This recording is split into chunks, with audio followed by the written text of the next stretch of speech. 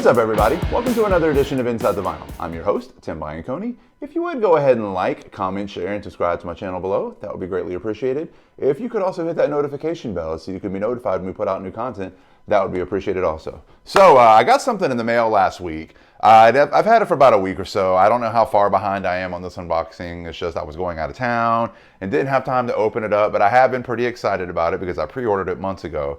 And I'm talking about the album Scarecrow Messiah, the reissue from Christian rock band Bride, that was just recently reissued on the Girder Records, or the Girder music label, through Capitol. So yeah, really cool. So just a little backstory. This album was originally released in 1994. It came out on the Star Song label. It was produced by John and Dino Elefante. And this was just part of just a long list of just crazy production credits or whatever they have in the Christian rock world in the 80s and 90s. John Elefante, just for whatever, is actually a former member of Kansas. So, definitely got some cred there as well. There's no Billboard information on it. I don't know what it might have reached on the Christian charts. I didn't look that up. And of course, there's no gold or platinum certification or anything like that for it. But this was just released this year. And like I said, I just got it after pre-ordering it. I just got it in the mail last week. It is under the Girder Records moniker for the reissue. And I'm assuming Capitol Records must own a lot of the Star Song catalog and stuff anyway. So there we go. We'll see. Front cover with the cellophane on, and back cover.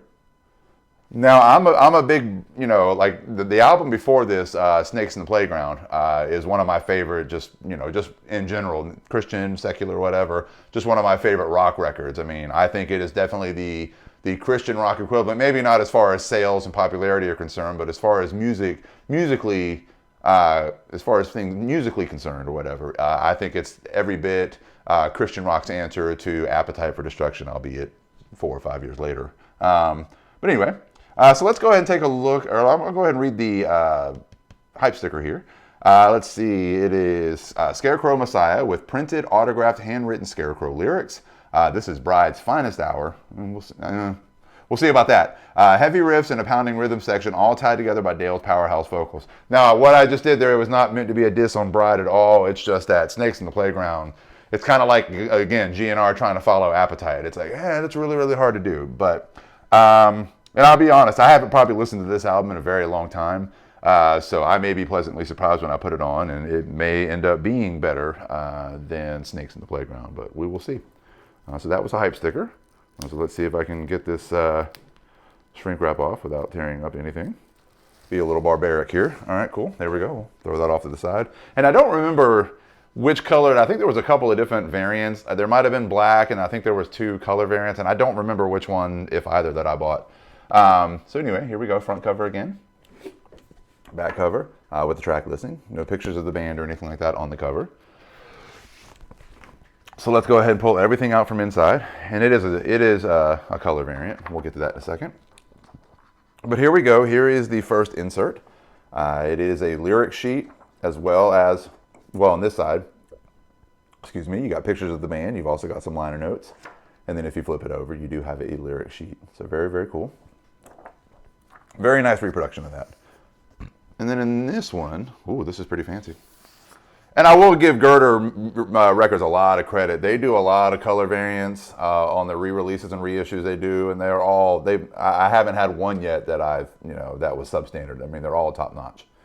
And they make it a point. I mean, they'll delay a release date if they get a test pressing and it doesn't sound right. And I think that's what happened here. This one came out maybe a week or 2 later than it was supposed to because they weren't happy with the original product they received. So, Girder Music goes a long way to make sure these reissues are just right. So anyway, here is this like sky blue, cloud blue, whatever. It might be listed as a different color on the website. I'm not sure. But with a sticker in the middle, the inside sticker there, it just says Scarecrow Messiah. It's pretty much the same on the other side. But yeah, really, really, really nice pressing. Really nice like swirl vinyl there. That's really nice. Hopefully that comes through on camera. All right. So again, that looks like that's just about everything that's actually on, that comes with the record itself. Nope. Looks like a reprint of like handwritten lyrics. I think is what it said on the hype sticker. Yeah, so that's pretty cool. Pretty cool. You know, just little extras and stuff they throw in there that I think is kind of neat. You know, now not as neat as the time I found somebody's homework from 1973 in one of my Alice Cooper albums. I mean, I thought that was pretty cool. You know, but you know, that's a nice touch. So yeah, so we'll go ahead and put this here. All right, on display now. You know, sometimes, you know, I say like when I exit the show that sometimes, you know, some of the re-releases that we deal with might be CDs, and in this case, it's both. So I've got the record right here, obviously. Make sure that's even on there. And then I also purchased a CD because when they do these, they remaster them and everything. And I guess digital rights are completely different from physical rights or whatever else. So these remasters generally aren't available on your streaming services, or at least not for purchase. I don't know. They might be there to stream on Spotify or something. I don't know. But I know they're not there on Apple Music or, you know, like Amazon or anything like that, I don't think. So I do try to buy the CDs for these as well. So I can make a nice, you know, digital copy or just have the CD. So anyway, here we go. Front cover, back cover there. And the hype sticker on this one says Collector's Edition, Remastered, let's see, Collector Card, Expanded Booklet. And again, this is, again, on Girder. And I think I did like a package deal or something like that, if I'm not mistaken. So let's go ahead and, all right, the hype, that's not really a hype sticker. That's just kind of on the cardboard case here. So if you slide it out of the cardboard case, you get, once again, you get the same cover. It says Scraecrow Messiah. And on the back, you know, just a track listing and all. It does say Collector's Edition on the spine there. So that's pretty cool. All right, if we open this up, pop the CD out.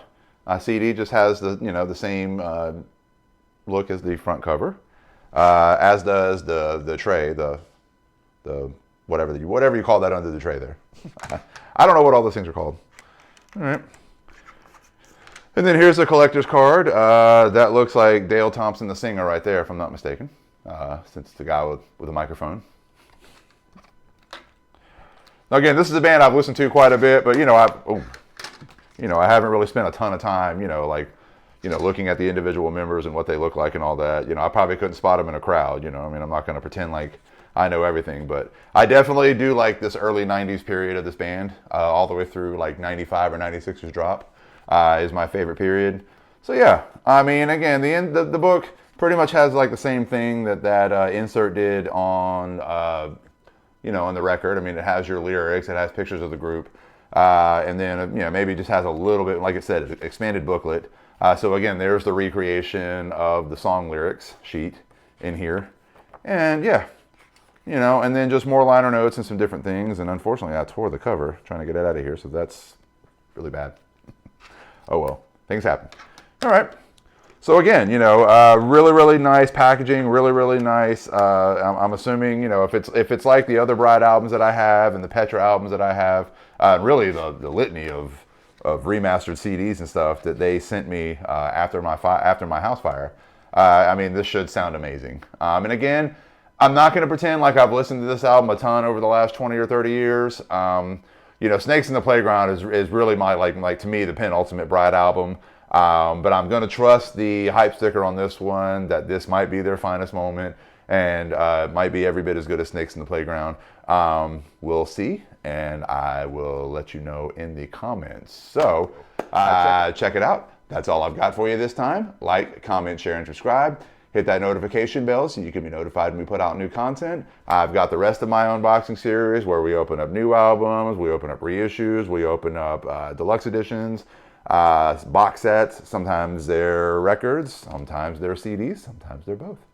I've also got my Lost Classic series where we discuss albums that don't get the recognition they deserve, and I feel like everyone should hear.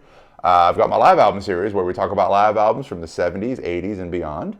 I'm about to start my greatest hits series where we talk about, and it's going to be like greatest hits with a question mark, because we all know sometimes we get a greatest hits album and it's either this song was left off or why did they use this version as opposed to this version, and you know, there's a very big love-hate relationship with greatest hits records and other compilations, and we're going to dig into a lot of that coming soon. I've got a couple of those recorded, I just haven't put them out yet, but look for that soon. I've also got 2 documentary style, very short films on my page as well. One is about a local disc golfer friend of mine, and the other is about the fire that took away our home. And fingers crossed, we'll be back in that home by the end of the year, maybe early next year, who knows. So anyway, like, comment, share, and subscribe, and we'll see you next time.